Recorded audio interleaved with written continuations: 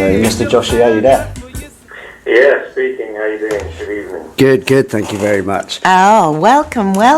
It's good to have you on board. So, Mr. Joshi has family here and has been around. So, Mr. Joshi here has family here, and he's been around Southampton most of his life. I believe you have grandparents here. Is that correct? Yeah. My mum's side, they all moved to Southampton in the 60s. Mm-hmm. Yep. My granny started the first Hindu temple, the only Hindu temple in Southampton. And all my mum's brothers and my mum's sister, we used to live off the Derby Road area, or what people call Newtown, at one point, and then moved out of the area. Mm-hmm. And so some of my earliest memories are visiting the Derby Road area and going around the area and playing out in the area and living in the community when I used to visit. What were your earliest memories of the community around Derby Road? Do you remember some of the old businesses and venues that used to... Yeah. So Derby Road back in the 70s and 80s was mainly Asian, and there was also a substantial Afro Caribbean community. And it was quite funny in a way, because you used to go into town and see very few ethnic minorities in the town centre. Mm-hmm. Then you come down Derby Road and it was like, all Asian people and Afro-Caribbean people. So it was like a classic ghetto back in the 70s and the 80s. And the other thing is, it was quite separated from the rest of Southampton. Because on one side you've got a railway line. Yep. On one side it's fenced off, where Northern Brick is. On one side you've got St Mary's Road, which is like quite a main road, which kind of separates the town, the area. And then on the other side you've got industrial estates and you've got Mount Pleasant School. So it was an area that was quite isolated, and it had definite boundaries, from the rest of Southampton. But it was a place of fascination for many people outside of Southampton, and also in Hampshire and Dorset and places like that. I did a TV report on BBC South Today about 3 or 4 years ago about reggae sound systems in the south of England. Even the producer and journalist was telling me that he lived in Salisbury. Mm-hmm. And he used to come down to the West Indian Club all the way from Salisbury. Amazing. Wow. So a small area like that had a big attraction and added a lot of spice, excitement and entertainment for the rest of the town, the rest of the county, and a lot of the south coast, because there wasn't really an ethnic minority community like it in Dorset or Bournemouth or Portsmouth, Southampton in the south. No, there isn't. I mean, unique in that respect. Absolutely. I mean, I think the closest. You're probably looking at London. I know Reading had a big. Caribbean. Yeah, absolutely. West Indian Club on Queen's Road, Central Club, I believe it's called. But I mean, even that's kind of disappearing nowadays. I think the next place would probably be Bristol, if I'm correct. I mean, Reading had Oxford Road, and Mandela Court. Yep, Zinzan Street. It had multiple Afro-Caribbean areas. Mm-hmm. It wasn't like Southampton; it had a bigger Afro-Caribbean population. Yeah. Whereas Southampton's Afro-Caribbean population was small. It was, a little more than 100 families. But because it was concentrated in an area like Derby Road, which is quite small, it's probably half the size of Oxford Road. Mm-hmm. The community stood out more there. And because it was the main Asian area as well, it was kind of, for its relatively small numbers, the Afro-Caribbean population in Southampton, basically there was a lot of the activity that they were responsible for, which far outweighs their number. It was disproportionate. I mean, on any one night, on a Saturday night or a Friday night in the Derby Road area in the 70s and the 80s, you'd have 3 or 4 blues parties or shebeens. And for such a small community, that was, that's quite a big achievement. Mm-hmm. And if anyone doesn't know what a blues party or a shebeen is, these are often there were illegal parties in the basements of houses or in just houses themselves. Yeah. With Uncle's sound system. Sound system. Yeah. That's right. Yeah. With Pato Banton hanging out the front door looking at being security at the age of 10 years old. Yeah. And alcohol on sale as well. And these were a necessity because back in the 60s and 70s, when the members of the Afro Caribbean community wanted to go into town, in the centre of town, whether it's Reading or Southampton or wherever, a lot of the time they faced a lot of racism if they wanted to go into the discotheques in town. Mm-hmm. So they just couldn't hear the music that they wanted to hear. So they had to start their own little illegal nightclubs, if you like. That's right. Basements of houses or houses and kind of flats. And have a sound system playing their music where they could buy a drink, buy Caribbean food and not be constrained by pub closing time. Absolutely. 11 o'clock, or it was 2 o'clock for nightclubs back in the 70s and 80s. That's right. Go on all night till about 6, 7 in the morning. Yeah.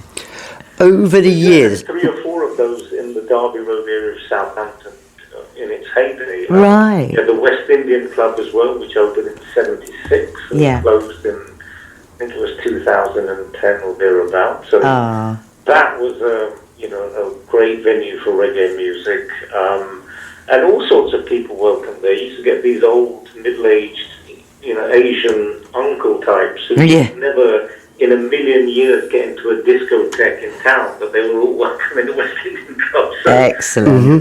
You had all sorts of a diverse community going into the West Indian Club. A community of barely 100 families were responsible for so much leisure activity that was enjoyed by all races and creeds in Southampton, and it far, disproportionate to their numbers. Okay. Over the years, what's been your favourite venue to visit around the area? I used to like going to Gloria's Blues, which is on Buller Street, which is a terraced house, but it had a sound system in it. It was quite crowded, but, it had a nice atmosphere. There's also a blues party called Liebert's, which is in St Albans Road, which is just in between Derby Road and Northumberland Road. It was a basement where you go down, quite a sizable basement. You have a sound system playing in there. Both these blues parties used to go until late, till daylight hours. The Northumberland pub on Northumberland Road. It was a Sikh-owned pub, but the clientele was mainly Afro-Caribbean. They had music there. It was pretty chilled atmosphere. You could even have a smoke in there. The atmosphere there was brilliant. I think the most iconic club, I would say, would be the West Indian Club, because it was a massive church. As I said, the clientele was mainly Afro-Caribbean, but you had all sorts of people. No one was ever made to feel unwelcome. White people, Asian people used to go there without, fear. And it was, the atmosphere there was just amazing. You had some of the biggest reggae sound systems like Saxon and Coxon played at the West Indian Club. You've had, big bands, Big Youth, the Mighty Diamonds. You've taken my next question out of my mouth there. Who do you remember seeing there? Like, there must be some big names there. Yeah, some massive names have played at the Southampton West Indian Club, and it was just, a place where, you didn't have to worry. It was just such a brilliant but comfortable atmosphere. And, that the West Indian Club sadly closed in around 2010. And sadly, that's really the last place for Southampton's oldest ethnic minority community, the West Indian community. I believe it's UK's oldest ethnic centre, sort of gathering place. Mm-hmm. What do you think's changed since then? What's caused the decline? Well, the blues parties or the shebeens have all closed down. So that's one Afro Caribbean meeting place, if you like, that's closed. All the Indian-owned pubs, the Northumberland pub, the Queensland Tavern on Clovelly Road, the Oxford pub on St Mary's Road, that's all closed. And those were nice gathering places for the Afro-Caribbean and the Asian community. So the pubs in the area, in the Derby Road area, are closed, as well as the blues parties, and the iconic West Indian Club is closed as well. So there is no meeting place anymore for ethnic minorities, no pubs, no blues parties, no community centres or clubs. That's all vanished. So, whilst the Asian community has its community centres in terms of Sikh temples, mosques, Hindu temples, etc. The community, the oldest ethnic minority community in Southampton that have been here since the late 40s, a few families actually came here in the late 40s, is Southampton's Afro-Caribbean community. There's not one single community centre, if you like, dedicated to that community, which means so much for the social life of Southampton. How do we rebuild it, in your opinion? Well, when I've looked at various newspaper stories over the last 2 decades and news reports on BBC South today and the local news bulletins and on TV, I see a lot of exhibitions with photographs. I see a lot of coverage of murals. I think the band Ebony Rockers, which was Southampton's first and only reggae band, very important band for the community, has a mural in the town centre, which is really nice. I see exhibitions, I see murals. I don't see any kind of efforts to have a meeting place. Surely, if you have a community, such a long-standing community as the Afro-Caribbean community in Southampton, you would have thought a priority would have been a meeting place. Yes. Correct, absolutely. A community centre, a club. Yeah. The Sikh community. Lots of good things happen in community centres. Have their temple, Muslim community have their mosques, quite rightly so. What does the Afro-Caribbean community have? None at all. Okay. Do you think it'd be better to build a new centre, a new area, or do you think it would probably be more important to keep it around the Derby area if it was to be rebuilt? Because there's a lot of history there, obviously. Yeah, I, for me personally, I think that area is where the first Caribbean immigrants came to, the Derby Road area. It has a lot of history. Yeah. The history of the blues parties, the history of the West Indian Club is in that area. And even now, if you look at the census figures, the greatest concentration of Caribbean families, especially the old-time first generation, is still in that area, more than any other area. It's not what it was like back in the day. So I think,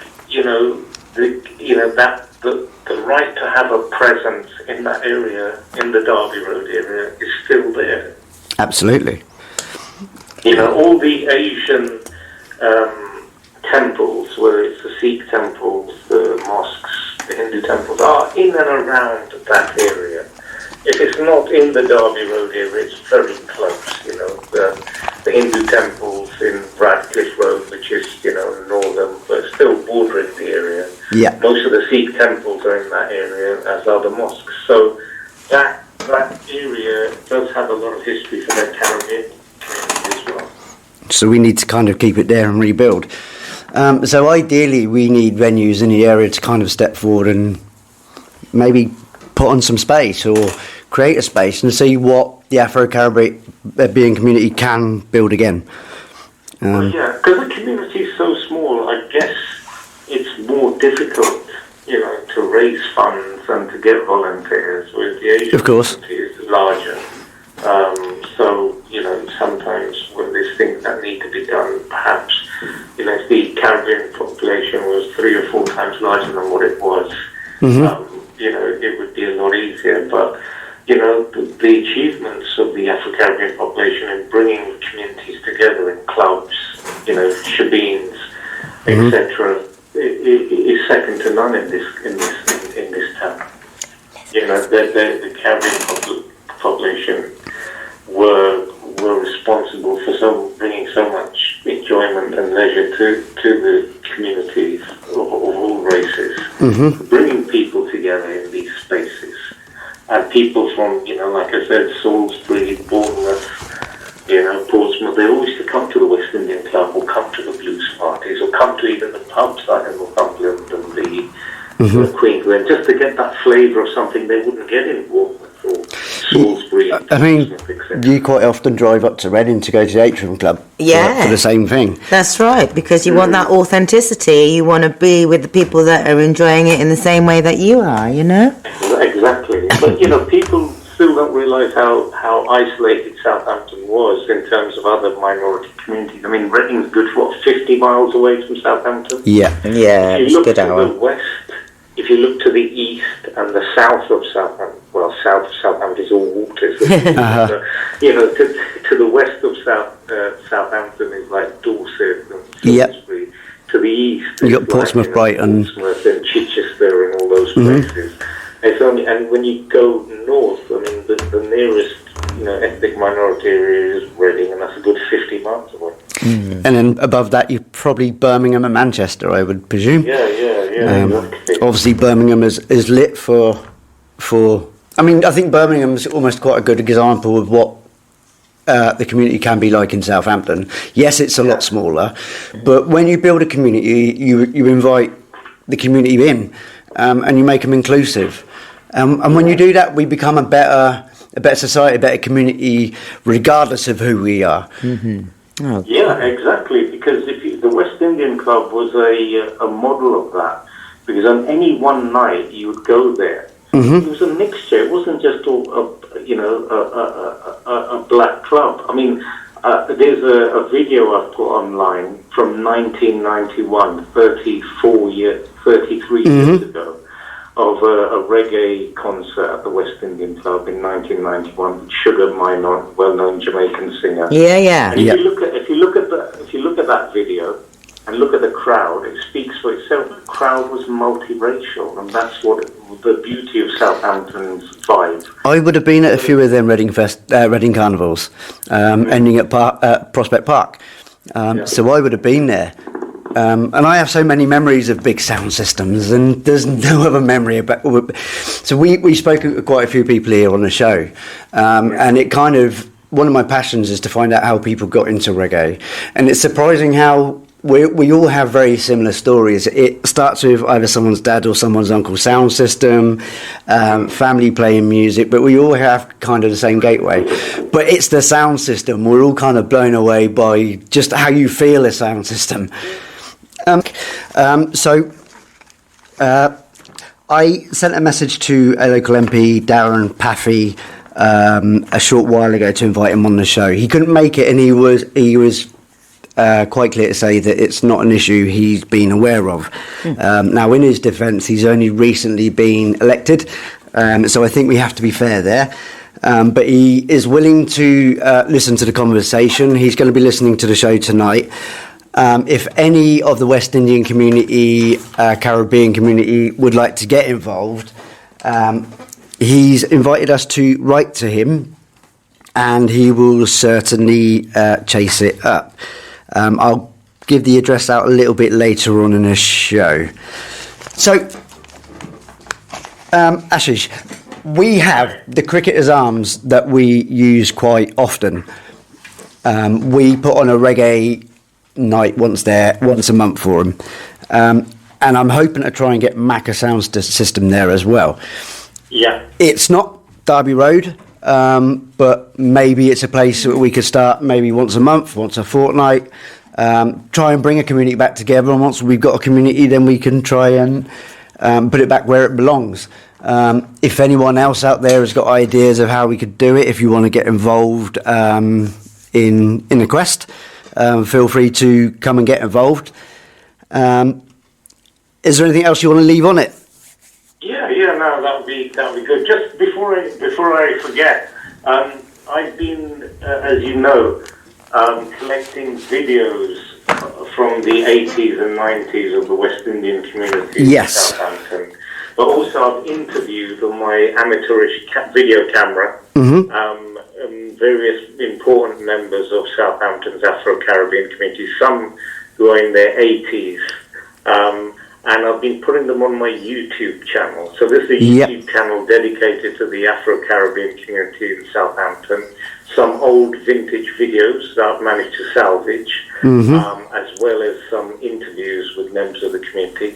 The name of the YouTube channel is Derby Road Southampton. So Derby Road Southampton, if you look up that on YouTube. We can always share that on the Why Worry Facebook page as well.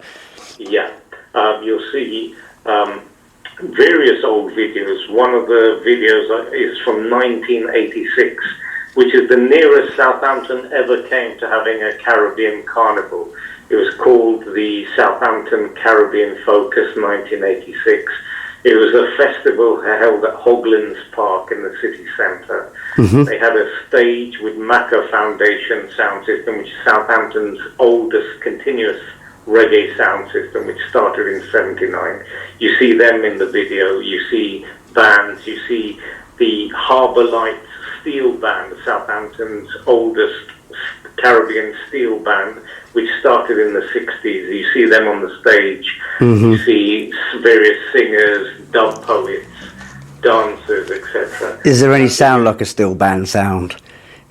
Sorry? Is there any sound like a steel band sound? There's something quite magical about a steel band, right? Yeah. No, there's still some members of the Harbour Light Steel Band around. And apparently they were on the TV a few years ago. So yeah, the culture is still there. It just doesn't have an outlet. So we need to find that outlet somehow. Definitely. But that video was almost going to be thrown away. There was one copy of that video. I managed to get it from our mutual friend Briggy from Macca Foundation, who had a copy still on VHS. I managed to digitize it and put it online. So that video, plus loads of interviews with members of the community and other videos of when the Mighty Diamonds and Big Youth played at the West Indian Club, they're all on that YouTube channel, Derby Road, Southampton. So that stuff is work in progress. Also, there's a video of when Sugar Minot played at the West Indian Club back in 1991 with a Jamaican singer, King Kong, and some other artists. And that's on a different YouTube channel, but you can search for that. To give you a flavour of what the West Indian Club was like back in the day, and the multiracial nature of the crowd. If you type in Sugar Minot, Southampton, so Sugar and Minot, M-I-N-O-T-T, and Southampton, you'll be able to see that video. And so instead of relying on my memories of what it was like back in the day, you'll see it for yourself with video, with evidence of how great the vibes were like. And how vibrant it was. For sure. I think me and you, sir, have got some work to do going forward. And I think this is a challenge we can both take on, and it's something I'm quite passionate about. So if you're willing to work with me, we'll do it.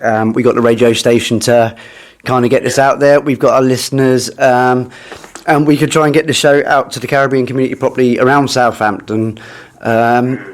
And yeah, let's see what we can do. Southampton has an amazing reggae community too. There's so many amazing reggae acts even today. Even over the Isle of Wight, you've got the bands like the Ohms.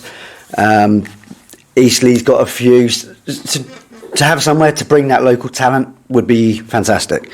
But it's just really sad, that we don't have that community in the area anymore.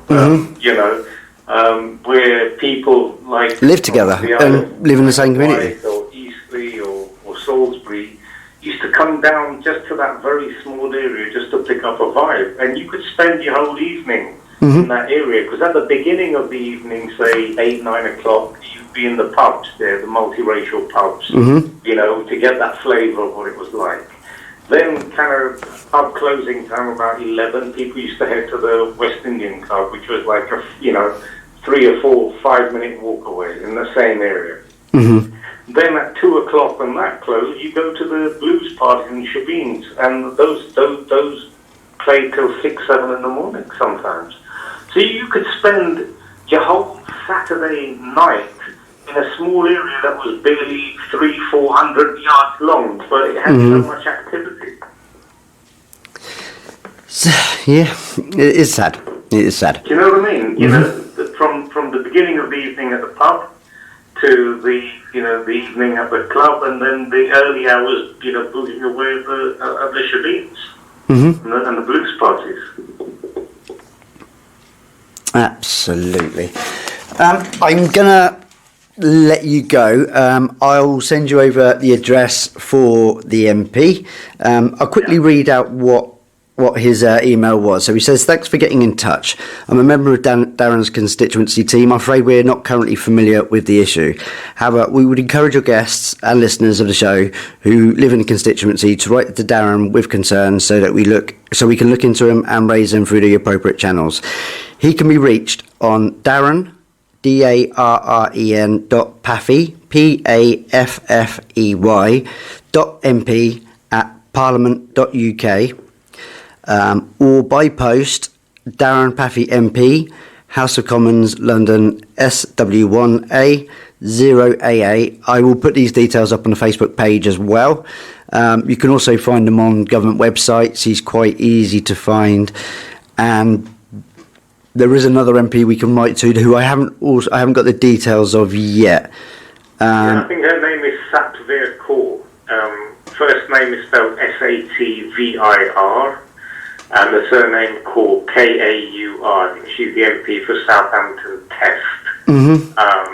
But she represents, more importantly, the area of the Derby Road area. Her constituency, that Derby Road area falls under her constituency as well. And I would have thought, being an ethnic minority MP, this would be something of a priority for her, being born and brought up in the area. At least an interest, for sure. All we can do is give it a try.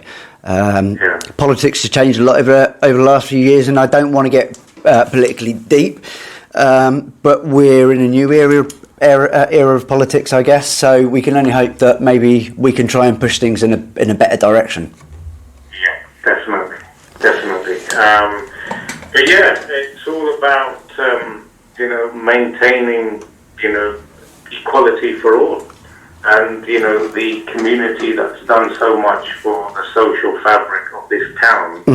Despite its very small numbers, is Southampton's oldest minority community, which is the Afro Caribbean community, and we enjoyed so much that they gave to us. Now it's time for us to help them and give back, I think. I absolutely think you're correct. Thank you very much for joining me on the show tonight. Thank you very much, and let's work. We will absolutely talk again. Yeah. Thanks very much. Thank you very much. Take care. Bye bye. And you. Bye.